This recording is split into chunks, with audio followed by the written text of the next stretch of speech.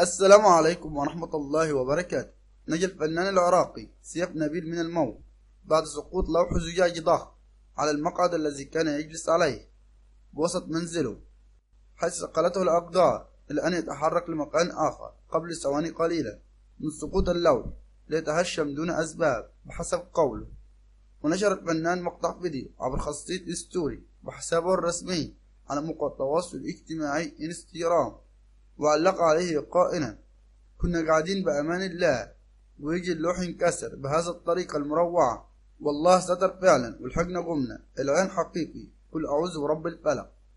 وشارك الفنان العراقي قائد لجنة تحكيم ببرنامج عراق أيدلو الذي يعرض على قناة MBC العراق، إلى جانب كل من الفنان حاتم العراقي ورحمة رياض.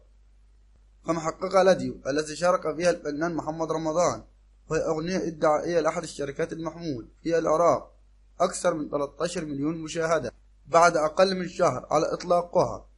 وكان الفنان العراقي سبق وتعرض لموجة حادة من الانتقادات، وذلك عقب استعراض إطالته عن حادث جلسة تصوير أجراها تزامنا مع التفجير الذي حدث في العراق.